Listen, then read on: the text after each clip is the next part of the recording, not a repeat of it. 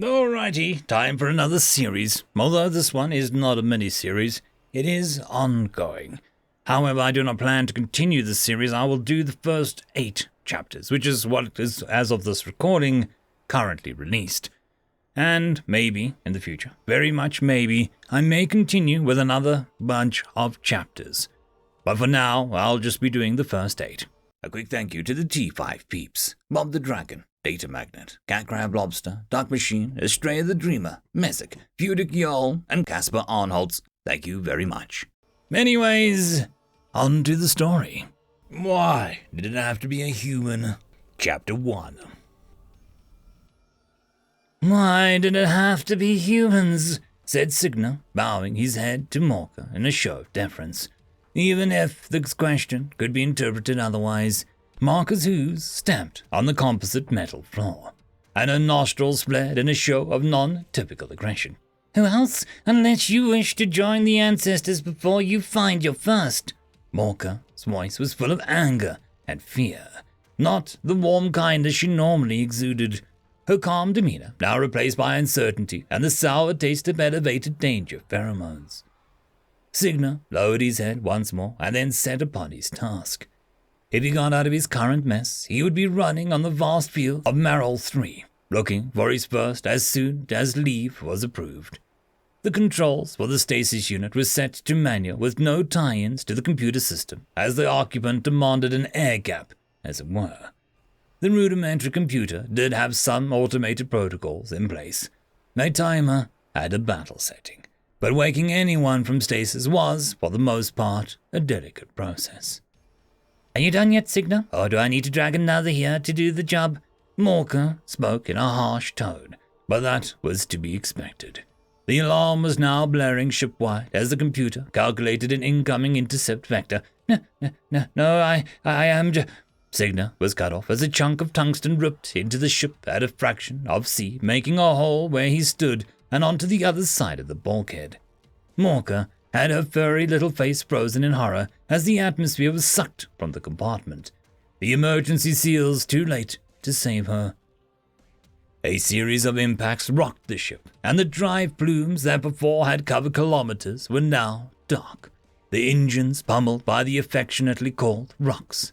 Dumb pieces of metal hurled at fractions of the speed of light, enough to cause severe damage to almost any ship, but especially so to those without protection screens.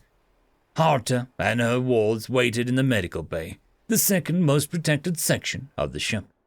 It had extra reinforcement and thicker paneling, but she knew that the worst was yet to come.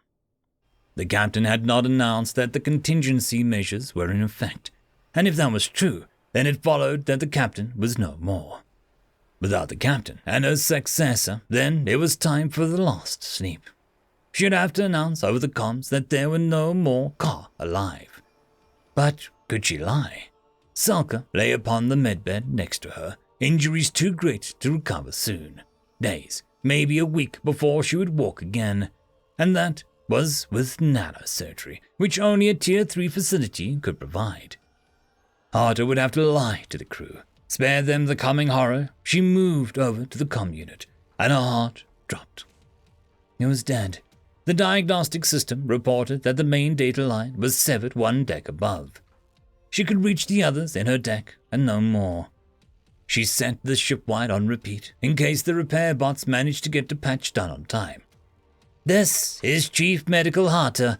The captain was not successful, and her successor is with the ancestors. Sleep now, sleep evermore. Having sent the message, she turned to Seleka. I will send you on your way. May your sleep be eternal, and your gracing plentiful. Ancestors forgive, I take your life. The dolls blew in. Before she knew it, she was being restrained. Drug it quickly. A voice shouted, but it was too late. Harta had her eyes rolling back and her eyelids closing, her muscles going soft and her limbs going limp. She was gone now. Apologies, Prince. This one is gone. A growl came from the doorway.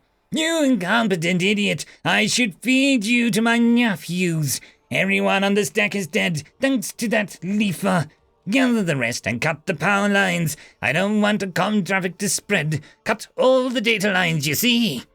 The crew of the Taxon ship Endless Venture Makes Lasting Future found themselves drugged and tied up in a cargo hold A. Mercenaries were methodically removing base implants that cause cascade neurological collapse from the back of the neck, each crew member barely aware of the procedure, in a twilight state between consciousness and blissful sleep. If they used too much sedative, the Taxons would just die from renal failure. Their singular kidney and liver was surprisingly frail, and if too little was used, they would just commit suicide. Marco scratched his neck scales. Textbook grade on a Taxon ship. Little guys were not any real opposition. The challenge was cornering them enough to capture them alive. They made for an excellent labor force, and mated pairs sold for quite a bit. After all, they were going to reproduce if motivated enough. One of the Taxons near him looked up, and he showed rows of teeth his mouth concealed, sharp and dangerous angled things. The poor Taxon started to wail until Marco kicked it until the sound stopped, blood staining his boot. One of the soldiers approached apprehensively. "My prince, we have a problem.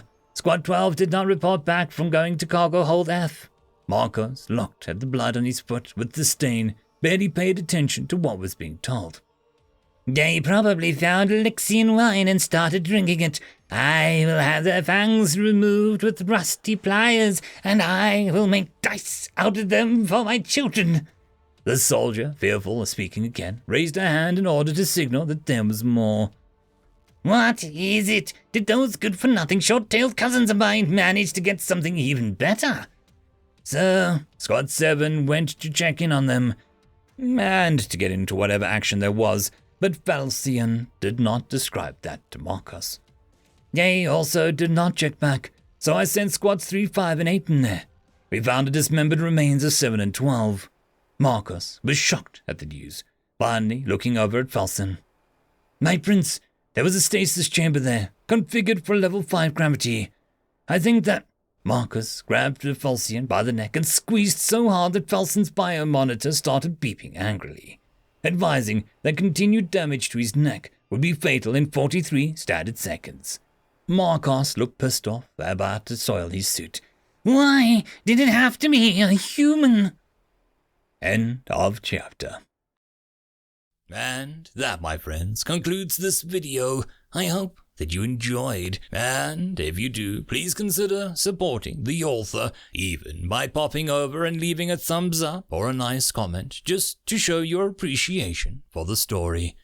However, if you wish to support this channel, there are links down below which will help immensely. I will see you all in the next one, and until then, I hope that you have a fantastic day. Cheers.